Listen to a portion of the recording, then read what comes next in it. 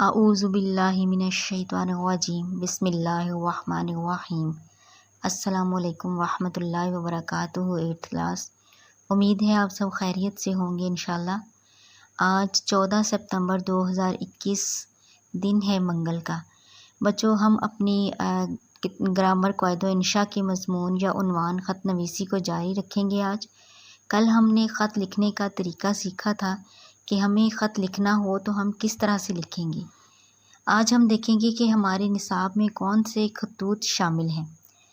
پہلا خط جو ہمارے نصاب میں شامل ہے وہ ہے والد کے نام امتحان میں کامیابی کی خوشخبری سنانے کے لیے۔ یعنی آپ نے اپنے والد کے نام خط تحریر کرنا ہے اور انہیں بتانا ہے کہ آپ نے سالانہ امتحان میں کامیابی اچھے طریقے سے یا اچھی کامیابی حاصل کر لی ہے، اچھے نمبروں کے ساتھ پاس ہو گئی ہیں آپ۔ اور اس میں آپ جو ہے وہ خط لکھنے کا وہی طریقہ ہے جو ہم نے کل سیکھا۔ سب سے اوپر امتحانی مرکز لکھیں گی، اس کے نیچے آپ تاریخ اور پھر اپنے والد کو مخاطب کریں گے، یعنی القاب و آداب، محترم والد صاحب، اور اس کے آگے جو ہے وہ ہم نے ندائیہ کی علامت دی السلام علیکم، پھر ہم نے دی رابطہ کی علامت، کیونکہ ہم اسی لائن سے خط شروع کر رہے ہیں تو ہم والد صاحب کا حال احوال پوچھیں گے اور پھر ان کو اپنے جو ہے جماعت میں پاس ہونے کی خوشخبری سنائیں گے۔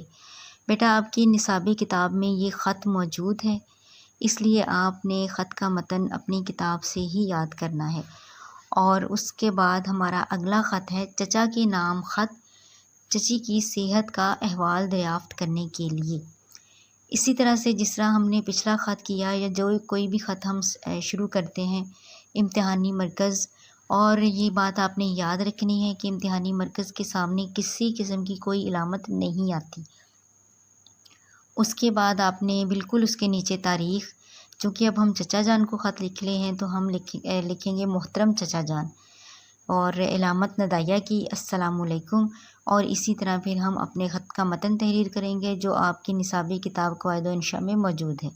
اور پھر خط کے اختتام پر ہم والسلام آپ کی بھتیجی الف ب ج۔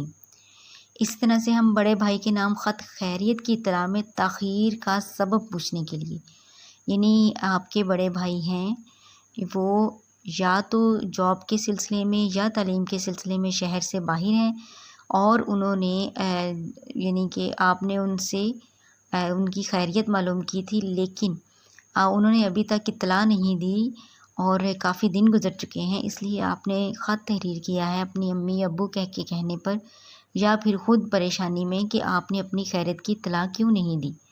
ٹھیک ہے، اور ایسا بھی ہو سکتا ہے کہ آپ جو ہے وہ اپنے بھائی، آپ اسٹڈی کے لیے باہر ہیں، ہاسٹل میں ہیں، اور آپ نے بڑے بھائی کو گھر میں خط لکھا ہے کہ گھر کی اور سب کی خیریت کی اطلاع دیں۔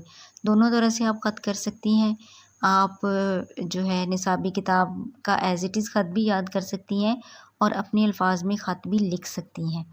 اور بہترین طریقہ یہ ہے کہ آپ خط لکھنے کا صرف طریقہ کار سیکھیں اور خط کا متن اپنے الفاظ میں تحریر کریں۔ اس سے آپ کی جو تخلیقی صلاحیتیں ہیں وہ نکھر کر سامنے آئیں گی انشاءاللہ۔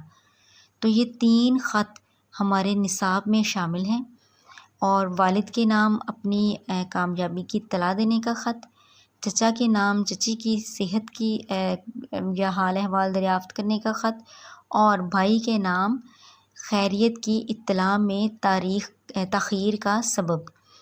اور اسی طرح سے چونکہ ہم خط بھائی کو یہ لکھ رہے ہیں تو ہم امتحانی مرکز اور تاریخ دیں گے جس دن کی تاریخ میں ہم یہ خط لکھ رہے ہیں، اور میرے بھائی جان یا پیارے بھائی جان دونوں طرح سے آپ لکھ سکتی ہیں، اور اس کے بعد والسلام آپ کی بہن الف ب ج۔ خطوط کا متن بچوں میں نے اس لیے تحریر نہیں کیا کہ یہاں پر بہت شارٹ ہو جاتا اور شاید خط کا جو پراپر طریقہ کار ہے وہ آپ کے سامنے نہ آتا، پراپر خاکہ آپ کے سامنے نہ آ پاتا۔ لیکن آپ یہ خاکہ دیکھ رہی ہیں، یہ ہمارا طریقہ ہے، یہ اس طریقے سے ہم نے خط لکھنا ہے، اور آپ اپنی نصابی کتاب میں موجود خطوط یاد کریں۔ اللہ تعالیٰ آپ کا حامی و ناصر ہو۔ اللہ حافظ۔